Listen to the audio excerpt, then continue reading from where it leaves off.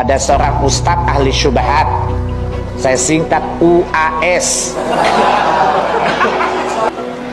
Dia mengatakan bahwa misalnya ada orang mengatakan, mengutip pendapat seorang syekh di Qatar ya, bahwa Syekh Yusuf Qaradawi mengatakan bahwa karena para sahabat melihat Nabi langsung, bertemu dengan beliau, bahkan bersentuhan dengan beliau, maka kalau mereka tidak bermaulid tidak apa-apa.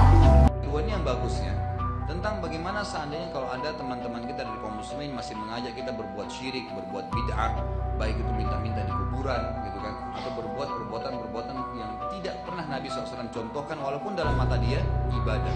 Biasanya Ustadz Salafi itu menawarkan dengan argumentasi yang enak, yang indah didengar gitu.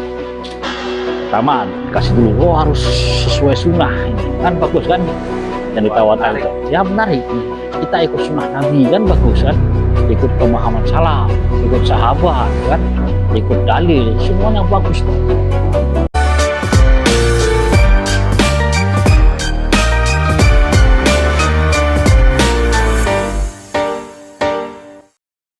Assalamualaikum warahmatullahi wabarakatuh. Waalaikumsalam. Salam akal sehat. Oke guys, kita jumpa lagi bersama saya Komarudin di channel Dulur Official. Channel ini bertujuan untuk mencerdaskan anak bangsa. Oke guys, untuk tema pembahasan kita kali ini, kita akan membahas mengenai cara atau strategi kaum salafi. Seperti apa strategi kaum salafi ini dalam mencari pengikutnya. Maka dari itu kita akan membahasnya bersama narasumber kita Abdul Rozak. Akan tetapi sebelum ke dalam pembahasan, jangan lupa subscribe, like, dan komen agar kami lebih semangat lagi untuk membuat video selanjutnya. Dan saya ingatkan pula agar tonton video ini sampai selesai agar tidak salah paham atau gagal paham. Oke, kita langsung saja ke dalam pembahasannya. Abdul Rozak, bagaimana menurut Anda melihat strategi Ustadz Salafi dalam mencari pengikut ajarannya?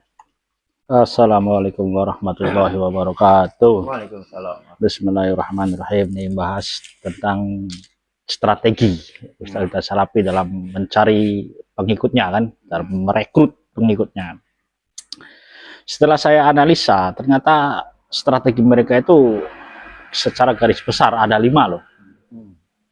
Saya bikin riset, ada 5. Yang pertama, sasaran empuk untuk didoktrin itu adalah pertama biasanya anak-anak muda. Anak-anak muda yang belum ngerti ilmu lah, belum ngerti ilmu fikih, belum pernah belajar, belum ngerti ilmu akidah, tetapi punya semangat yang tinggi loh untuk menuntut ilmu. Punya semangatnya tinggi tapi ilmunya kosong, belum ada dasar. Nah itu yang menjadi sasaran empuk. Tapi kalau orang tersebut tidak ada keinginan menuntut ilmu misalnya, atau orang yang biasa maksiat, nggak mungkin kena ya yang seperti ini nih, yang ibaratnya yang cuek lah, yang masa bodoh sama agama, nggak bakal kena. Jadi sasaran empuknya yang pertama itu orang yang belum ngerti ilmu terus punya semangat yang tinggi dalam menuntut ilmu, itu sasaran empuk yang pertama. Strategi kedua, biasanya Ustadz Salafi itu menawarkan dengan argumentasi yang enak, yang indah didengar itu. Pertama dikasih dulu, oh harus sesuai sunnah, ini kan bagus kan, yang ditawarkan itu ya menarik, nih kita ikut sunnah Nabi kan bagus kan, ikut pemahaman salaf, ikut sahabat kan, ikut dalil, semuanya bagus loh, itu bagus semua itu. Akhirnya orang yang belum ngerti ilmunya kan terkecoh juga kan, ini adalah yang benar, ini yang sesuai sunnah, sesuai Nabi, sesuai dalil. Sedangkan yang lain kan, ulama-ulama yang lain kan hanya menerangkan tentang isinya saja langsung, maksudnya kesimpulannya saja yang diterangkan kan, tidak memakai dalil, tidak memakai dalil lah ibaratnya kan. Sedangkan Salafi kan selalu pakai dalil kan, sehingga menganggap bahwa orang Salafi ini yang lebih ilmiah karena selalu berdalil kan. Itu strategi kedua. Strategi ketiga, setelah orang itu masuk terkecoh kan karena selalu berdalil, selalu mengatasnamakan sunnah Nabi, muncul strategi ketiga nanti. Nah, strategi ketiganya itu setelah sudah masuk, maka akhirnya orang tersebut didoktrin merasa paling sesuai sunnah sendiri. Akhirnya sayalah yang sesuai sunnah, sesuai ajaran Nabi. Yang lainnya itu salah semua akhirnya. Ngeri akhirnya. Di fase ketiga ini ngeri, sudah mulai ngeri loh. Doktrin sudah mulai masuk. Ya mungkin karena udah menganggap udah masuk perangkap mereka. Sudah masuk perangkap. Merasa paling benar sendiri sesuai sunnah, mengikuti sunnah Nabi. Yang lainnya di luar kelompok mereka itu semuanya sesat, bid'ah, bahkan syirik. Itu doktrin itu sudah masuk kalau sudah begitu loh. Merasa benar sendiri, yang lainnya itu sesat. Padahal kalau kita lacak generasi salaf, nggak ada yang seperti ini karakternya, nggak ada. Dari mulai sahabat, generasi tabi'in, nggak ada yang punya karakter seperti ini. Kalau kita cek, mereka kalau perbedaan pendapat saling menghormati kan, nggak ada yang merasa saya benar sendiri, paling sunnah, nggak ada. Memang sering terjadi khilaf. Iya, khilaf Mereka saling menghormati. menghormati. Padahal rumus dalam Al-Quran itu, kalau terjadi perbedaan pendapat, maka dikembalikan kepada Al-Quran dan Sunnah. Itu rumus di Qurannya kan. Ya. Artinya apa? Selagi masih ada dalil, boleh berbeda pendapat itu. Nah, sedangkan orang Salafi enggak. Kalau berbeda pendapat, kembalikan kepada ustadz-ustadz mereka. Kembalikan kepada pendapat ustadz-ustadz mereka. Walaupun yang dari misalnya orang yang punya dalil, kalau kata ustadznya ditolak, ya udah ditolak. Tidak mengikuti perintah Al-Quran kan. Al-Quran menyuruh kalau berbeda pendapat harus dikembalikan kepada Al-Quran dan Sunnah. Nah, orang Salafi kalau berbeda pendapat dikembalikan kepada ustadznya itu loh. Pendapatnya bagaimana? Tuh. Itulah menyimpangnya mereka ya. Menyimpangnya di situ. Nah, itu strategi yang ketiga, merasa paling sunnah, yang lainnya itu tidak sesuai sunnah. Sudah masuk perangkap. Setelah itu mikir lagi nih, bagaimana strategi keempat nih, supaya anak didik kita ini yang sudah saya doktrin tidak lari ke ustadz-ustadz yang lain. Di luar orang-orang Salafi, bagaimana? Muncul strategi keempat, yaitu memberi stigma yang negatif pada ustadz-ustadz di luar orang Salafi. Semua di stigma negatif. Apa stigmanya? Yaitu ustadz ahli syubhat. Ustadz ini ustadz syubhat, ini syubhat, ini syubhat. Di luar kelompok mereka, semuanya dianggap ustadz syubhat. Dan doktrin itu manjur.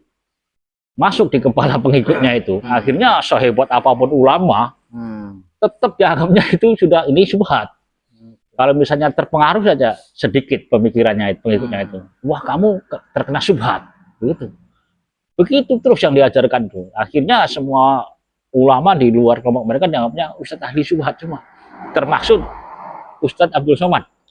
Itu pernah ada ceramah mengatakan bahwa UAS itu singkatan dari Ustadz ahli syubhat. Pokoknya dianggap syubhat semua itu. Strategi mereka itu. Tujuannya apa? Supaya mereka itu hanya ngaji kepada ustadz-ustadz mereka saja, ya kan? Tidak tertarik. Tidak boleh. Salafi, ya? Iya, nggak boleh bermajelis dengan ustadz ini, nggak boleh dengan ustadz ini, nggak boleh bermajelis dengan ini, nggak boleh ngambil ilmu dari ustadz ini. Semuanya nggak boleh. Apa ada dari salaf yang seperti itu? Pertanyaannya. Nggak ada. Ulama salaf itu malah menyuruh silakan kamu mau belajar sama siapa saja. Banyakin guru. Yang Salafi ini beda. Kamu ngajinya sama saya saja, sama Ustaz Salafi saja. Yang lain syubhat semua. Tuh, kan kalau dari manhaj salaf kan ada yang bilang kejarlah ilmu walaupun sampai ke negeri Cina. Iya kan? Itu strategi yang keempat. Masuk lagi strategi yang kelima, ini yang paling bahaya nih. Apa tuh? Bagaimana supaya mereka tidak keluar kan dari pemahaman mereka itu. Strategi yang kelima ini yang paling dahsyat ini, matikan akal sehatnya. Bayangkan. Akal sehatnya agar supaya tidak bisa berpikir atau tidak berfungsi kembali. Biar mereka tidak berfungsi, matikan akal sehatnya. Bahkan strategi seperti itu kalau ingin tahu sumbernya dari orang-orang non-muslim loh. Orang-orang kafir itu dulu ingin menghancurkan umat Islam. Caranya bagaimana? Itu diterangkan oleh Ustadz Yahya Waloni loh, mantan orang kafir yang masuk Islam kan. Orang-orang kafir itu kalau mengajak perang umat Islam biasanya kalah terus kan. Dari zaman dulu. Kalau perang secara zahir ya. Iya, kalau perang bersenjata itu kalah terus. Sampai zaman sekarang pun kan kalah terus kan. Melawan orang Afghanistan kalah walaupun negara besar loh. Melawan kelompok kecil kalah. Melawan yang Gaza yang kecil itu, Hamas itu kalah lagi kan. Kalah terus, makanya mereka caranya bagaimana? Ya udah, rusak akalnya umat Islam. Kalau akal sudah dirusak, maka hati ikut rusak. Jadi strategi merusak akal itu pemikiran dari orang-orang di luar Islam. Dan Wahabi mengambil itu. dirusak dulu akal umat Berarti Islam. begitu berbahaya. Nah iya tuh. Dan strateginya bagaimana ngurus akal tuh? Strategi yang paling ampuh adalah dibenturkan dengan dalil. Itulah makanya ceramah-ceramah mereka kan, akal kita harus tunduk sama dalil. Buang akalmu, bayangkan. Akhirnya pengikutnya itu nggak mau berpikir, mati akalnya. Sedangkan dalam ilmu medis, 1 detik saja, bahkan bukan 1 detik, 1 menit misalnya, akal kita tidak berpikir, maka ribuan sel otak ini akan mati. Nggak bisa berpikir lagi. Akhirnya nggak bisa bedakan mana benar, mana salah. Walaupun ajarannya benar-benar ngawur. Nggak bisa mikir karena mati akalnya. Begitu akalnya mati, hati ikut mati. Padahal yang benar itu kan harusnya akal yang cerdas memahami dalil. Itu loh, ulama salam kan cerdas kan. Ahli tafsir cerdas, akal tetap dipakai. Nah ini akalnya harus tunduk. Kata tunduk itu, intisari dari kata tunduk pada dalil itu adalah biar akalnya mati. Nggak boleh mikir. Akhirnya yang timbul apa coba? Memahami dalil secara tekstual. Tuh, bahaya. Sedangkan dalil nggak boleh dipahami secara tekstual. Karena bisa Harus lihat tafsirnya dulu. ya. Ahli tafsir kan pakai akal mereka itu. Oke, pertanyaan selanjutnya. Kenapa doktrin ajaran Salafi Wahabi itu begitu kuat menancap di kepala pengikutnya? Nah, kenapa begitu kuat susah disadarkan kan? Karena pertama akalnya itu sudah mati. Akalnya sudah dimatikan. Di dalam psikologi, kalau akal manusia itu tidak berfungsi atau taruhlah lemah fungsinya itu, maka yang menguasai tubuh orang tersebut adalah hawa nafsu akhirnya. Tubuh orang tersebut dikuasai hawa nafsu akhirnya. Karena akal dengan hawa nafsu ini terus berperang dalam diri kita ini. Terus berperang.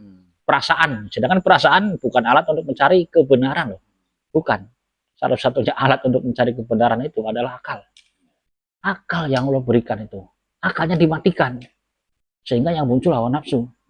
Begitu hawa nafsu memahami dalil, bagaimana coba hasilnya loh. Kacau balau.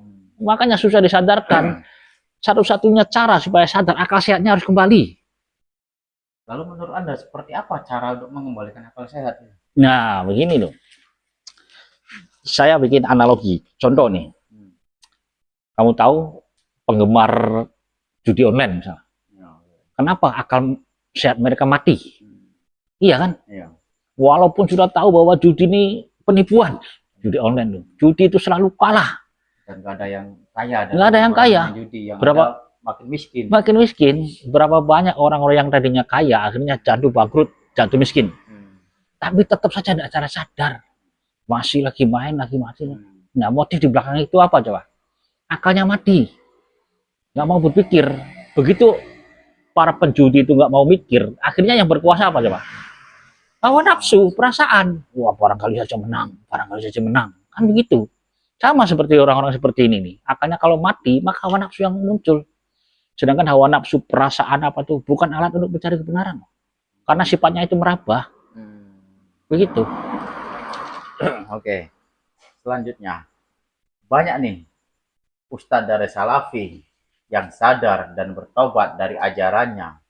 Lalu, menurut Anda, apa sebabnya mereka bisa bertobat? Ya, mereka bisa bertobat itu karena mereka akalnya sudah mulai berpikir, akal sehatnya sudah kembali. Sudah mulai sembuh ya? Sudah mulai sembuh, dia mikir, merenung. Kok saya belajar agama ini kok seakan-akan sombong akhirnya. Seakan menang sendiri, paling benar sendiri. Mereka merenung loh. Berdasarkan pengakuan orang-orang Salafi yang sekarang bertobat, baik ustadznya atau pengikutnya yang bertobat, mereka merenung dulu. Mereka merenung, kok saya merasa sombong paling benar sendiri. Dan semua itu dianggap salah. Iya, yang lainnya salah, sesat semua. Apa mungkin surganya untuk kita-kita saja? Akhirnya begitu dia merenung, berpikir, akhirnya membuka diri untuk tabayun, membuka kitab-kitab orang ahlu sunnah. Akhirnya itu yang dialami oleh Ustadz Soleh Hadromi yang dari Malang itu. Mereka membuka diri, membaca kitab-kitab orang NU, orang Muhammadiyah. Berarti kalau seperti itu, cara seperti ini bisa dilakukan dengan sama orang-orang Salafi yang lain agar supaya bisa sadar. Karena mereka sudah menutup diri, nggak mau merenung. Itu mereka sudah diblok lah otaknya itu. Sudah diblok. Coba mengikuti jejak para ustadz yang bertobat kan banyak kan. Ada yang Ustadz Ahmad Sarwat yang dari Jawa Barat bertobat, Ustadz Jel yang dari Sumatera Barat bertobat, bahkan Ustadz Salafi yang dari Yaman ada yang bertobat, dari Saudi Arabia ada yang bertobat, banyak ustadz yang bertobat. Berarti sebenarnya udah banyak ustadz dari Iya, Salafi yang nah bertobat. motif bertobatnya itu karena akal sehatnya sudah mulai kembali. Sama seperti pemain judi online itulah, istilahnya begitu, analoginya itu. Setelah mereka berpikir, merenung, kok saya bodoh sekali akhirnya kan. Iya, iya. Setelah dia keluar, sadar-sadar kok dulu saya bodoh sekali, dibodoh-bodohi, ditipu oleh judi online loh. Baru sadar kan, setelah dia keluar baru. Ternyata dulu kita ini orang jahiliyah lah istilahnya dulu. Ditipu. Kalau seperti itu, kuncinya kalau ingin sadar harus merenung dulu. Merenung, akal sehatnya mikir akhirnya. Akal sehat mikir, terbukalah akhirnya ingin belajar dengan orang NU, membuka kitab-kitabnya kan. Karena tidak mungkin hanya mereka sendiri yang benar, tidak mungkin. Surga itu luas loh. Sedangkan mereka itu kan terpecah dari jadi berapa kelompok? Ada 7 sampai 8 orang Salafi. Ada Salafi Sururi, ada Yamani, ada Ikhwani, ada Persis. Banyak mereka. Terpecah mereka pun. Ya terus pertanyaannya kalau mereka merasa paling benar sendiri di kelompok mereka, pertanyaan dasarnya adalah siapa yang benar sesungguhnya coba? Bingung kan? Nah, Jadi susah untuk menguji hal itu cukup menggunakan dalil sebenarnya. Kalau semua orang merasa benar misalnya, ini merasa benar, ini merasa benar, maka kita tidak bisa memvalidasi loh. Ini benar menurut kamu, ini benar menurut kamu.